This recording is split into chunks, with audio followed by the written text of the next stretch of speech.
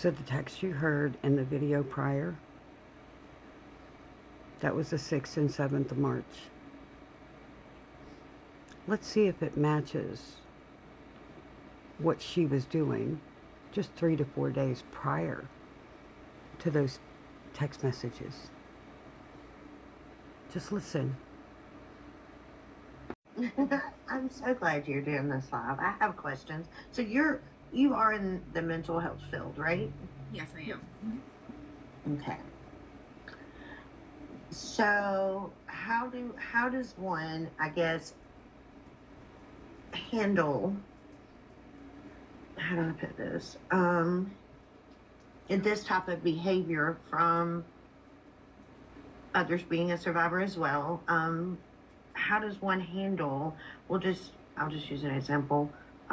If someone continuously speaks on, we'll just say me per se. If someone continuously speaks on, we'll just say me per se. I'll just put it out here. Someone that speaks against SA and DV survivors, and does this align with SA survivors as well? Yeah. Okay. And this particular person constantly is saying, in a room full of people, I may have offered or done sexual favors to get an interview. We'll just say that. And this person knows that I too am a child SA survivor. So how is one on the other side, me for an example, to handle that? Like what is that called? Number one, what is that called? From one SA survivor to another. It almost seems like a combination of some of those terms I previously mentioned, the hypervigilance, the aggression, oh gosh, of course I can't think of the names of them. Trauma triggered and trauma reactive responses. Like it's almost sounds like somebody lashing out to protect themselves so that they themselves don't get protected, not excusing it at all. In their mind, it's probably what's happening. And that's what's so tough about it, because like lots of times a person has to really build trust with somebody to even open themselves up to tell them that history. So I could see that as feeling like a huge betrayal when back against them.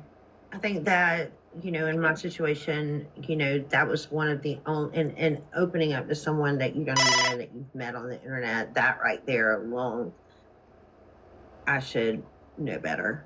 But I have opened up to more women since then that relate, and but that person I did open up to early on because she would open up to me about hers. And so I guess my question also next is, how am I to handle that? And because I've stayed quiet, but to listen to screen recordings that are sent back and all these people in the comments hee-heeing and ha-haing about it, what, I don't know. I don't know what I'm asking for. I guess I'm just asking for clarification of how to handle that.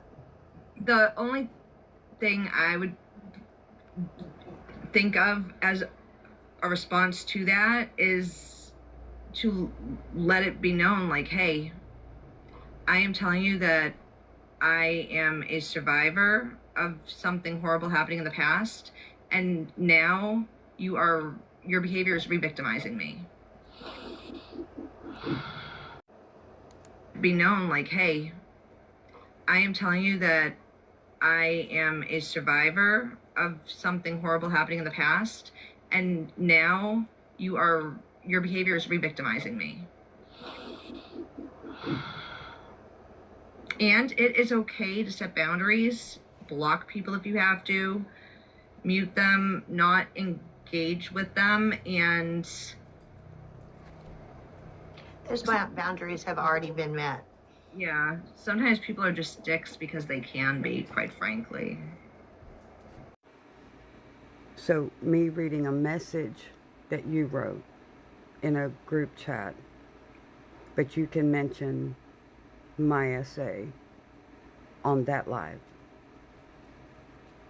Oh, but make that make sense. So, how can you be so, I love you, tree, and then do this shit behind my back? Hold on to your hats, boys and girls. There's a lot more. Just saying.